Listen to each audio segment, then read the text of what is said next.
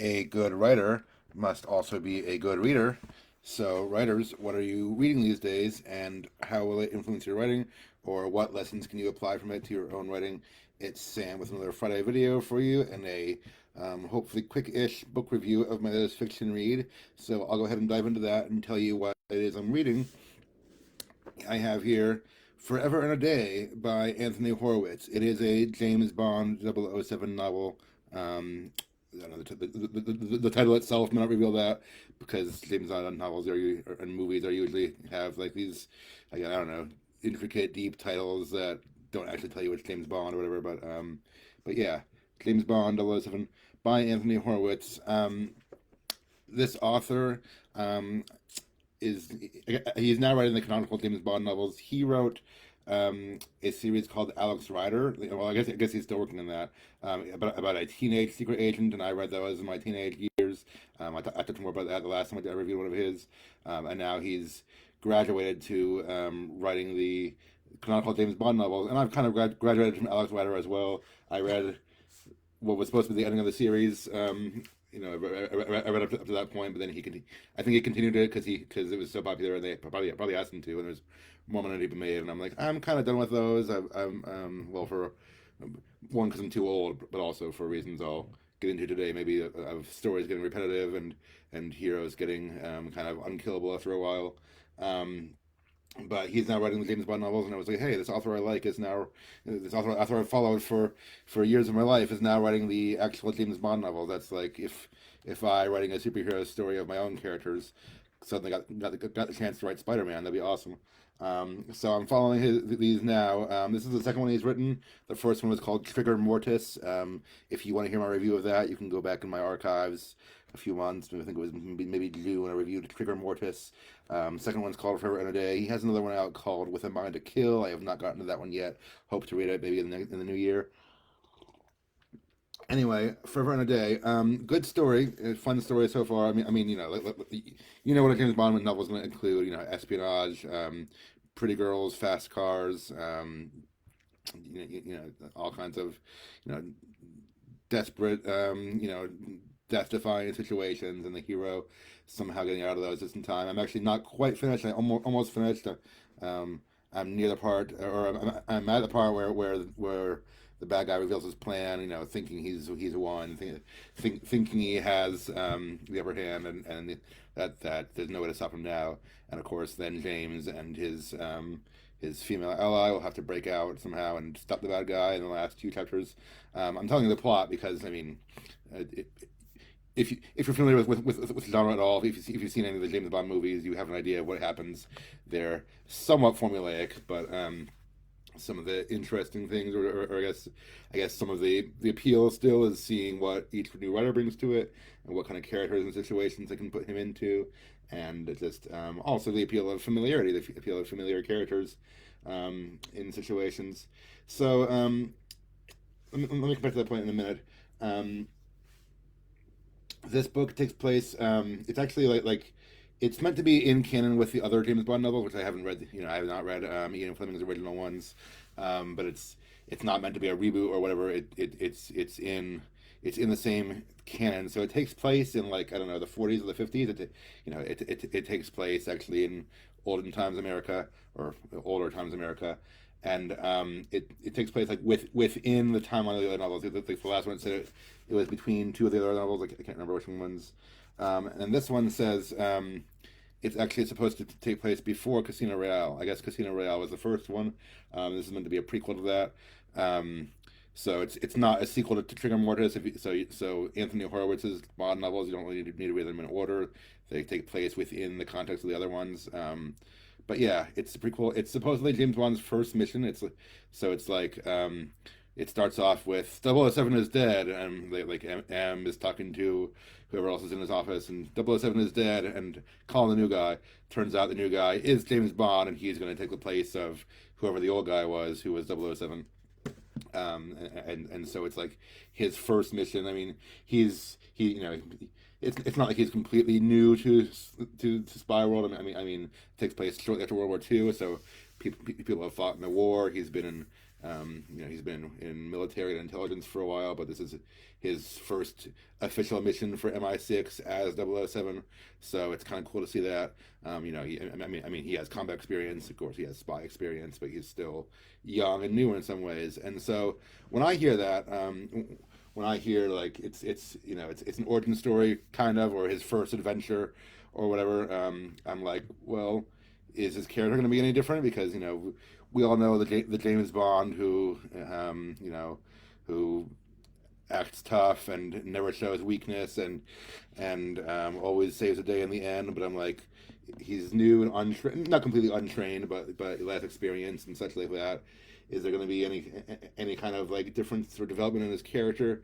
So I was kind of looking for that as I've been reading, and the answer is kind of yes and no. It really depends on your perspective as a writer, or as a reader, what kind of thing you're looking for. If you're looking for like a deep, introspective, emotional, psychological look into James Bond, like where they pull back the curtain and show his human insecurities and all that stuff. This probably isn't it. A little bit here and there, yes. As much as you'd expect from maybe a protagonist like this, but not like overly much. It's not. If you're looking for him showing, fear or apprehension or anything like that, a new job, his first time doing a new job, you don't really get it here. So I'd say that the persona of James Bond here still feels familiar, like the one we're used to from the movies and the other novels. And in general, that's what we like. That's what readers kind of expect. I, I'm torn because I'm like sometimes in the first novel or whatever, or in the first story, it is good to show how they came to that point. Um, that being said, there are times little things here. If I wasn't looking for it, I might not notice, but little things here and there that show kind of he is new and inexperienced at this. He has like a CIA agent friend, and James met a pretty girl and was involved in the situation somehow, of course, and he probably told her some information that got out to one of the bad guys, and then his CIA agent friend is like, that wasn't very smart to tell her that, and so basically we see James maybe making some mistakes at least. He doesn't like show weakness or deviate from his cool, confident 007 persona, but he's making some mistakes. This is a minor spoiler, but it's so if you cared, then close your eyes for a few minutes. But there's another girl early on, or like maybe the middle of the book, who is caught up somehow, and but she's like, but or she has some information, and she's innocent. She's a good person, and James tells her, like, don't worry, I'll protect you, and if you tell me what you know, I'll make sure they can't get to you. And minor spoilers, the bad guys do get to her and they kill her. An innocent person dies under his watch, and that's like, to me, that said, he wants to do the right thing, he wants to be a hero, but he's still not, not perfect at this. He can't guarantee anyone's safety, and yeah, obviously he feels better about that. There was a part, I'll just read you like one or two sentences, where it says like, to have gone from that, he's thinking about the girl's death, like, but then just a few hours later, he was like, having to maintain his persona of Bond again, and like playing a role like with this eccentric billionaire to kind of get information out of him, and like he's on a luxury cruise ship talking to this billionaire, and it says, to have gone from that to this in the space of just a few hours made him ashamed. He forced himself to look interested, to pretend that he was impressed. He had to remind himself he was doing his job. So little things like that. He does give snippets of emotion, snippets of the characters, inner thoughts and feelings, and even regrets sometimes, because that happens. So yeah, there's I think there's enough here and there to humanize him, to humanize James, and also show he is making some mistakes. And this next part, take it with a grain of salt. But James also is always sleeping with the beautiful women, and basically the girl in this one, her name is Madeline 16, but it's spelled differently.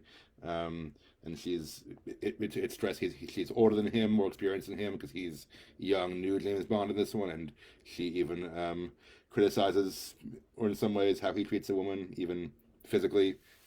His performance. I won't go into that. It's not a long scene, just a brief comment. But I'm like, he's still inexperienced. He's not the James Bond we all know, and or I mean, he is becoming that, but he's not the same James Bond who's always cool and confident and does everything right because he's new and he's not, and he's still learning and still, you know, anyway, still becoming the person we know him as. Anyway, so I was looking for things like that, and if I hadn't gone into it looking for that, I might not have found those things or picked up on them so much. But I was like, if it's his very first adventure, I'd expect him to be a little inexperienced and a little, still not there yet. And yeah, I mean, it's cool. He is. I mean, he's still the good guy. He's still calm and confident. He's still able to do cool stuff. I think we all want that from our heroes usually, but he's not doing everything perfectly. He's making mistakes.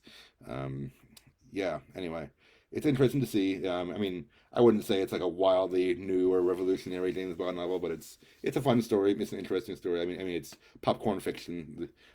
All this is. It's not high literature.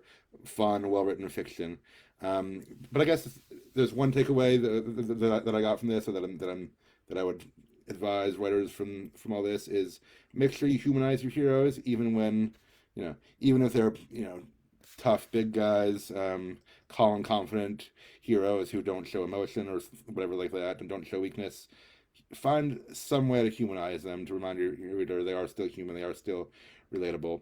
When I think of like a character who's been portrayed as larger than life and who like doesn't show weakness and just shows like a stoic commitment to whatever they're doing. Besides James Bond, I also think of Batman. That's one of my favorites. I mean, it depends on the writer because there are always new writers who are doing fresh new things with Batman. But in the comics, sometimes depending on who the writer is, he feels like almost a parody of himself. I mean, it really just not always. It really just depends on the writer and how original the story arc is. But it's like he always shows weakness. Or sorry, he never shows weakness. He's always calm and confident and stoic and in control of the situation. He always wins. He never he never makes mistakes. Things like that. He's the tough, manly man, whatever, who is like completely inflexibly cold, calculating, dedicated to his mission, and that's cool. I mean, we like stories like that, at least to a degree, for various reasons. But after a while, they get stale. I think they get boring. And again, certain writers, it depends on which writer. Because I've read some Batman stories in the past few years that I've really enjoyed, but I've also read some where I was like, this writer isn't doing anything different or special with Batman. It's just you know it's just one dimensional Batman who doesn't develop or change at all. And yeah, and if you like that, great. And if not, then there are other places to look. But in the days of character development and I wouldn't even say morally gray, but just humanized heroes, we want to see some of that.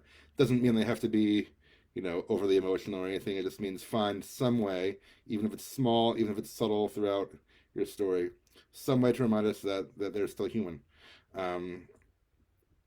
This is off topic, but I think that the new movie that came out this year, The Batman with Robert Pattinson, was also showing like a young, new, inexperienced Bruce Wayne, and people said he was raw and reckless, and some people were saying he didn't even solve the riddles, like other people helped him out with the riddles and stuff like that, and because he's new, he's new, and I think he did a very good job at portraying young, new, in some ways reckless Batman. And yeah, he has this mission, he has this cold, calculating sense to him, but he also is new, and under his mask, he's Robert Pattinson. He's this young guy who used to be the vampire from Twilight. Anyway, what I'm saying is, to me, that feels different in a good way, but it does not feel the same as like stoic, unemotional Batman who never shows weakness. So I thought that was a good thing. I thought it was good they portrayed um, the character that way in his first few years or whatever of being Batman. Same thing for this. Um, Young James Bond. I mean, he's not super young. I think there's been books of like teenage James Bond, just junior novels, and that's that's all well and good too. But this is like fresh out of fresh out of the military, first job in MI6, James Bond, and he's he feels calm and confident, but he's still learning. He makes mistakes. He doesn't get everything right, and yeah, he's still he's still learning like all of us are. He's still a human. So I guess my takeaway today for writers: find a way to humanize your heroes. Whether that's through showing emotion, or whether that's just through showing they don't always know everything, they don't always get everything right. Make sure they're human. Even your tough guy, stoic, manly man, whatever you call him, Batman, James Bond figure. I have a character like that a little bit who's called Night Terror. Even he needs to be a human and have weaknesses and vulnerabilities, whether physical or emotional or some combination thereof. Humanize your heroes, even if the plot is formulaic. Even if the plot is familiar. All this, even if everything else is kind of, I wouldn't. I don't want to say paint by number, but again, the James Bond plots, we more or less know what to expect from a story like this from the plot. The plot isn't anything out of the ordinary. It's he solves a mystery, finds a bad guy, gets trapped, and has to stop the bad guy, and somehow the plot is not out of the ordinary. Find a way to make sure your heroes are human, because that's what readers really connect to, and that's what we're all looking for. I've tried to do that with my story, Fractured Heroes. That's partially why it's called Fractured Heroes. I'm like, the superpowers aren't out of the ordinary, but I want my character portrayal and my humanized heroes to be extraordinary in their ordinariness, because we're all looking for, in some ways, people like us, broken people who we can connect to. That's it for now. I'm starting to repeat myself, so I'll cut it off there. But thanks for listening. Thanks for watching. Forever and a Day, James Bond, Anthony Horowitz. Good, fun, escapist James Bond novel. If you're into that kind of thing, shows you how to write a humanized hero who is still starting out at being a hero. And yeah, there you go. Hope you're all enjoying yourselves. Hope you're having a great week. I don't know that I'll do a video next week because it's Thanksgiving and I'll have family in town. I'm sure many of you will be with family for the holidays too. So if I don't see you again, happy Thanksgiving. Thanks for listening. Keep reading, writing, and watching. Bye.